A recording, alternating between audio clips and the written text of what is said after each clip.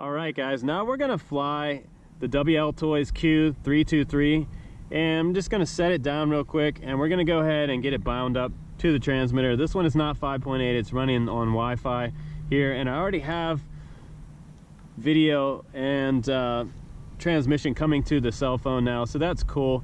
And I got the app open. I'll give you a little link to that down below in the video description, but we've got a lot of things on here that this quadcopter does, and I have them all labeled on here, by the way, so I can remember what they are. If you take a little paint marker and do that, that'll save you some time. So we'll go ahead and we should be able to arm it and start the motors. We'll do that, I believe it does an auto takeoff, so I'm gonna start off in that 30% speed. So there goes the auto takeoff, and I'm recording video right now. Now, I have noticed that with some of these quads, if it doesn't sync up with my GoPro video here, it's because we had some lag in the video recording. So some of these toy quads actually do lag the video, and it won't totally sync up with my voiceover. So if you see it cut from one thing to the other, that's probably why. Now this one's also supposed to have altitude hold on here, and I can see my video here. There's a little bit of lag in the video itself, but it does fly nice and snappy. It's actually pretty quick. It also has 3 different flight modes, so we can go from mild to wild on here. Right now I'm in that 30% flight mode, just cruising. And I should be recording video. Can go up a little higher here. It's kind of pointed at the ground.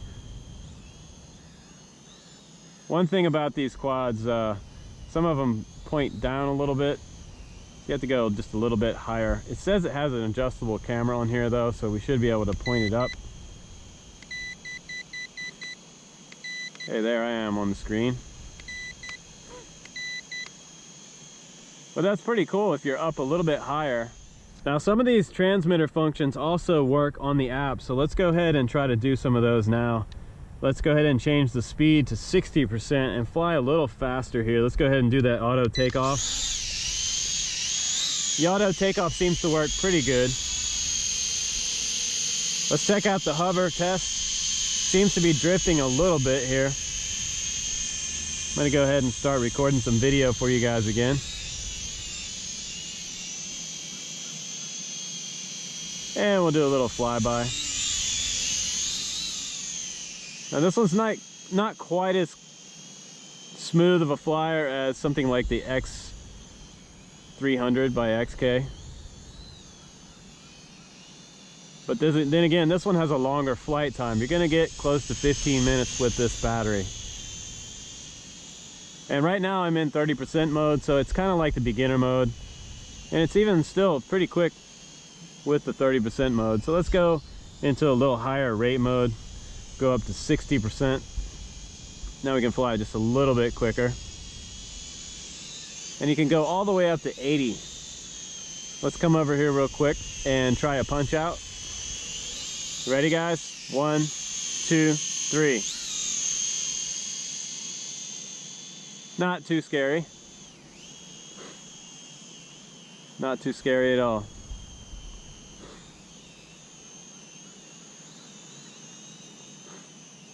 We do have 3D rolls on here as well, so let's try a roll. There we go. Pretty quick roll. Let's try a forward roll. Nice. Bring it in a little closer. I wouldn't roll this one too close to the ground, but we'll try it anyway. Oh, almost bailed. That was close, guys. So if you do your rolls, make sure you have a little bit of altitude. Don't try to get cocky like me.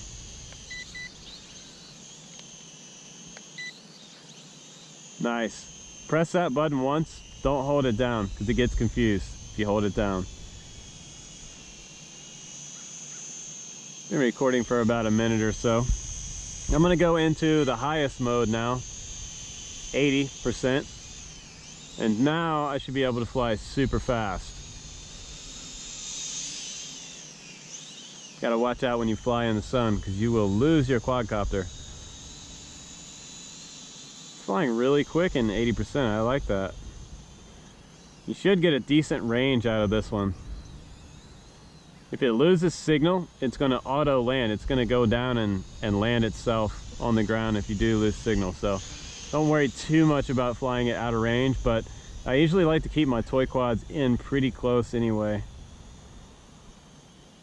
Mainly because I don't want to fly over top of people's heads or too close to anybody out in the park or the field I'm flying in. If you guys are new to this, always check your surroundings. Make sure you're flying in a nice big field.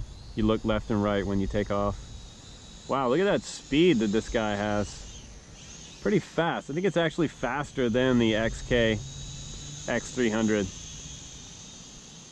And I'm in 80% rate mode right now, so pretty fast. Not full rate. I do have stabilization.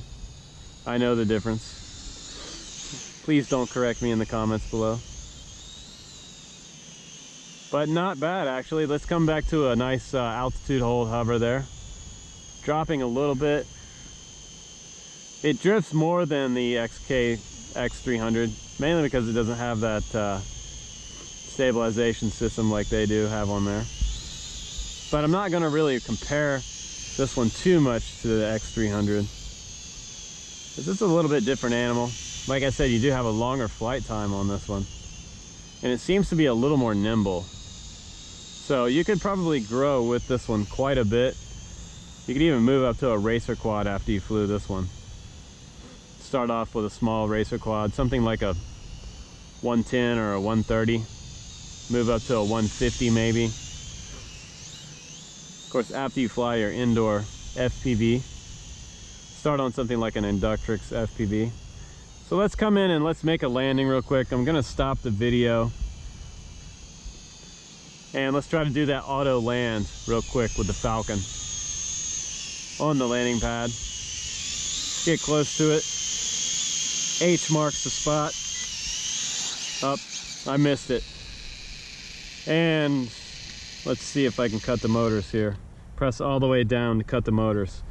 Not a bad flying quadcopter. It's actually a lot of fun to fly this one. It flies a lot like a little micro racer, like a little toy quad racer.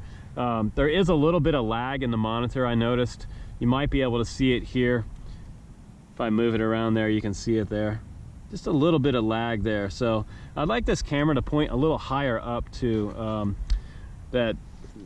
it's kind of pointing down, and I'd like to see it point straighter a little bit so we can get more of the horizon in the video, because I have to go up a lot higher to get to the horizon. So not a bad flying quad, you guys. If you wanted to grab one of these, it's an awesome trainer, and it has tri-props on here. It looks fairly durable, all industrial plastic here, and it's pretty solid feeling quad in my hands, and the flight time is going to be super awesome. You got a ton of functions on here. You can also turn off the LEDs.